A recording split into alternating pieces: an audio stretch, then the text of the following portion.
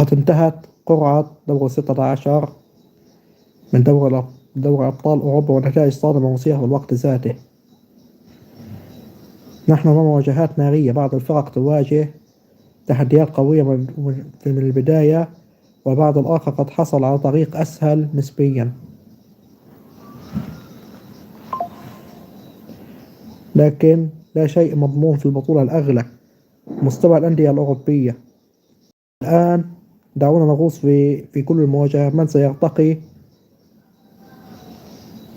ومن سيكون أول ضحايا القرعة. سنحلل كل لقاء تكتيكيا ونعرف نقاط القوة والضعف لكل فريق. ريال مدريد مانشستر سيتي، هذه المباراة ليست مواجهة عقول وأعصاب. ريال مدريد لا يلعب دور 16، ريال مدريد يعيش فريق يعرف كيف ينتظر اللحظة وكيف يضرب عندما يظن الجميع أن المباراة ماكينة كروية، استحواذ يخنقك، تدوير سريع، فرص تتوالى حتى ينهار خصمك. السؤال هنا: هل يصبر السيتي أم يمنح مدريد لحظة واحدة وندم طويل؟ المواجهة تحسم بالتفاصيل، هدف مبكر يغير الحسابات، أو مباراة مغلقة تدار على أعصاب حديدية. لا يوجد مرشح واضح، من يخطئ أولا يودع. ثاني مواجهة عندنا باريس سان جيرمان تشيلسي. باريس يصبح إيقافه شبه مستحيل، لكن تشيلسي فريق يحب الأضواء، يحب الفوضى المنظمة، ضغط التحامات وقتال على كل كرة. إذا تحولت المباراة إلى صراع بدني، هنا تبدأ أفضلية الإنجليز. المفتاح: لو سجل باريس أول المباراة تميل له، لو صمت تشيلسي وأطال الصراع كل شيء ممكن.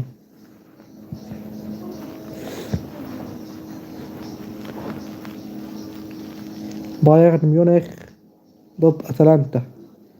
بايرن لا يحب التعقيد، إيقاع سريع، ضغط عالي وهدوء، خبرة البطولات. إذا دخل المباراة بقوته البدنية المعتادة، هاجم بإعداد ويؤمن إن أفضل دفاع هو الهجوم، لكن الجرأة أحيانا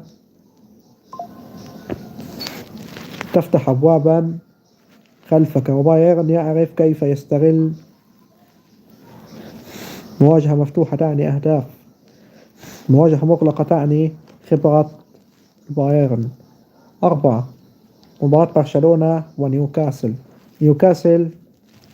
برشلونة يريد التحكم، يريد أن تمشي المباراة بإيقاع واستحواذ طويل، صبر وبناء تدريجي حتى تظهر الصهرة. نيوكاسل لا ينتظر ضغط مباشر، سرعة وتحولات سريعة قد تربك أي دفاع. إذا نجح في رفع الرتم ستخرج المباراة من يد برشلونة. المعركة هنا في الوسط، من يسيطر على الإيقاع، يسيطر على التأهل. بايرن، ليفركوزن وأرسنال. مواجهة الشباب والطموح. ليفركوزن منظم سريع، يعرف كيف يضغط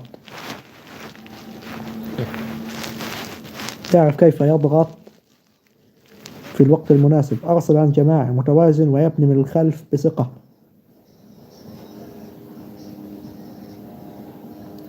الخطأ هنا مكلف جدا، من يفرض نسقه في الذهاب يضع قدما في ربع نهائي دوري الأبطال. هذه المواجهة لا تحسم بالأسماء بل بالشجاعة. من يكتب قصته ومن تنتهي رحلته هنا. أصعب مواجهة في دور 16 هي مباراة ريال مدريد، ومن خطأ فردي قد ينهي الحلم. المفاجأة المتوقعة: نيوكاسل يونايتد أمام برشلونة. إذا نجح نيوكاسل في فرض رتم بدني عالي قد يربك برشلونة ويقلب الترشيحات. أو أتلانتا أمام بايرن ميونخ، مباراة مفتوحة قد تفاجئ الجميع إذا خرجت عن السيطرة التكتيكية. الطريق الأسهل نظريا انتر ميلان، توازن دفاعي قوي، مواجهة أقل ضغطا إعلاميا. إذا عبر هذا الدور بثبات قد يتقدم بعيدا. المرشح الأول للقب برأيي الشخصي ريال مدريد أو مانشستر سيتي، بداش كلام يعني. من يعبر هذه المواجهة يصبح المرشح الأقوى للبطولة.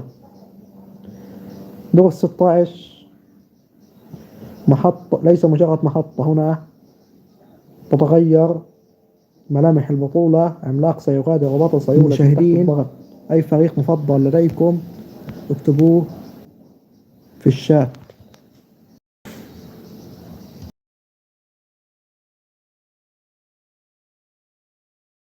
اكتبوا تحت.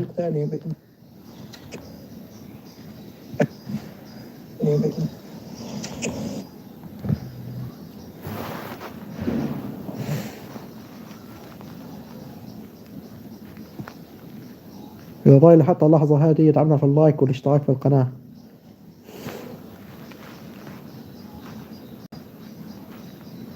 إن شاء الله بعد مباراة برشلونة وفياريال يوم السبت تحليل بعد المباراة مباشرة، أو على الساعة 10:30 تحليل مباراة بايرن ميونخ ودورتموند، كلاسيكو ألماني.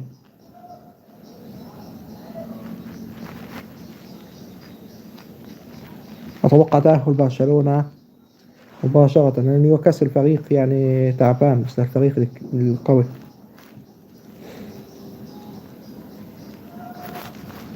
مباراة تشيلسي وباريس، طبعا باريس سان جيرمان سوف يتأهل. أتلتيكو مدريد توتنهام، أتلتيكو مدريد أتوقع أنه يتأهل.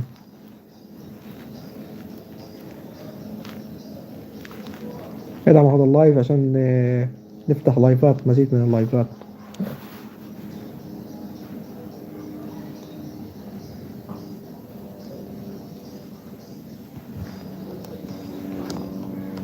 موجودين باللايف يثبتوا وجودهم، تعليق إذا ممكن.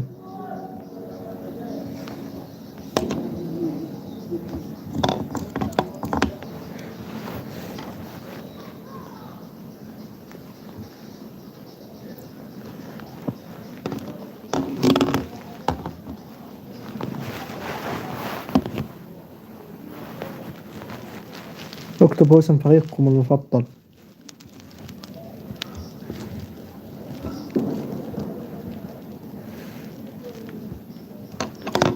ما رأيكم باللايف؟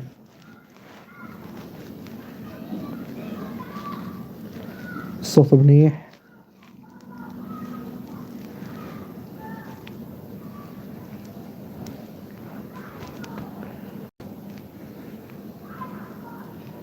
اللي بيعجبه اللايف يشاركه.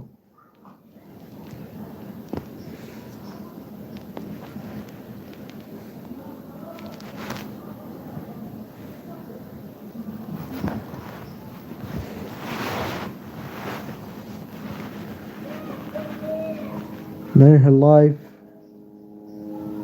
انتهى كلامنا عن القرعة، والفيديو القادم يوم السبت تحليل مباراة فياريال وتحليل مباراة بايرن ودورتموند. سلام.